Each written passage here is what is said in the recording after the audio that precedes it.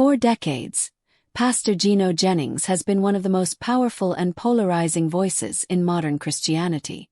To millions, he's a man of truth, a fearless preacher unafraid to call out sin, hypocrisy, and false doctrine.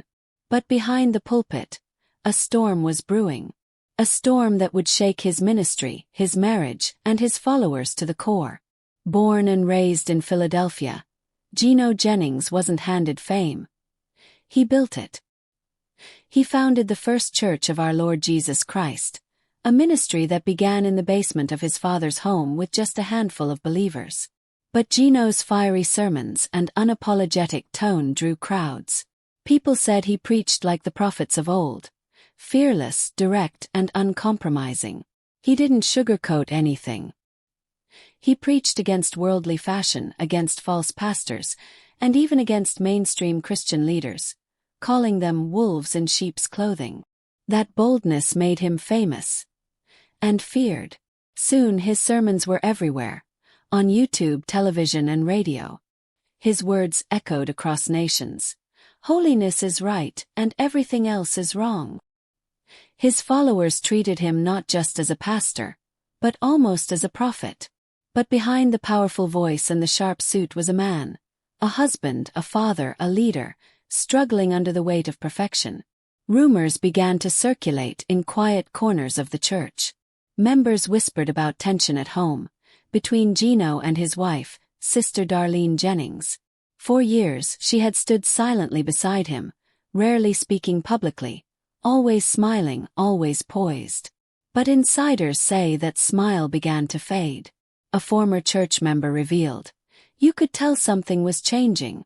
The warmth between them wasn't there anymore."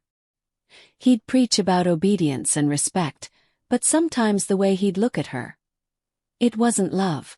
It was control. Still, no one dared to question him. Gino Jennings wasn't just a preacher. He was the preacher.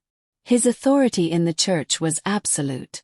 And when members began to ask questions about his personal life, they were told to focus on salvation, not gossip. But the whispers didn't stop. They grew louder, and soon the truth would break free. Cut to dramatic pause. Black screen. Words appear. The fall begins. Reports surfaced online claiming that Pastor Gino Jennings had quietly separated from his wife. At first, the church dismissed it as lies. Attacks from the devil, they said. But then, court documents began circulating.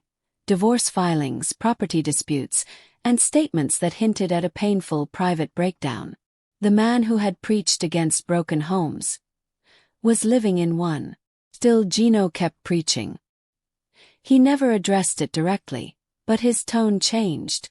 In one sermon, his voice cracked as he shouted, "You think because I'm a preacher I don't go through pain? The devil attacks me too, but I'm still standing." For the first time, his congregation saw something they'd never seen before: vulnerability. But what they didn't know was how deep that pain truly went. Slow fade out. Organ music swells. When the news of Pastor Gino Jennings' divorce became public, the reaction was explosive. Devoted followers wept. Critics celebrated. And the media pounced. How could a man who preached so passionately about holiness, family, and spiritual order face such a personal collapse? Former members started speaking out, some defending him, others exposing what they called a culture of control. One woman who attended the church for over a decade said, "He demanded perfection from everyone, especially women. We were taught to obey without question. But now, it feels like he couldn't live up to his own words."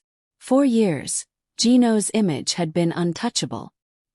He was bold, strict, and confident, never wrong in his eyes. But the divorce cracked that image wide open. Behind the sermons, there was pain, pride, and a man trying to protect his empire from collapsing. Inside the church, confusion reigned. Some members refused to believe the reports, calling them attacks from Satan. Others quietly walked away, questioning everything they had once believed. Then came the moment no one expected. During a live sermon, Pastor Gino paused mid-message. He looked out across the congregation and said softly, "I've failed in ways you will never understand. I am not beyond pain. I am not beyond mistakes. But I will not let the devil destroy what God built." It wasn't a full confession, but it was the closest thing to one. His voice trembled, his eyes glistened, and for a fleeting moment, the mask of authority slipped away. What remained was a man, flawed, hurting, and human. But the damage had been done. News outlets continued to cover the fallout, and social media was flooded with debates. Some accused him of hypocrisy, while others urged compassion. One viral comment summed up the public mood. Maybe now people will realize that preachers are people too. Power doesn't protect you from pain. As months passed, the church tried to recover. Attendance dropped, donations slowed, and several senior ministers resigned quietly. Still, Gino Jennings refused to step down. He kept preaching every Sunday, his voice even louder, his tone sharper, as if battling not just sin but his own reflection. Those closest to him say the divorce changed him. He became more withdrawn, more introspective. One associate pastor revealed, "He prays longer now. He cries sometimes after service. He doesn't admit it publicly, but you can tell this broke him." And perhaps that's what made his story so haunting. Because for years, he told others how to live holy, how to endure pain, how to stand firm in faith. But now, the very message he preached was the one he had to live. Camera pans across an empty church once again. Today, Gino Jennings continues to preach. His sermons still fiery, his followers still loyal. But something has changed. He's no longer the untouchable prophet. He's a man who's tasted his own humanity. And in that truth lies the greatest irony of all. That sometimes, it takes a fall from grace to finally understand grace itself. Music fades. Screen text appears. The story of faith, failure, and redemption continues.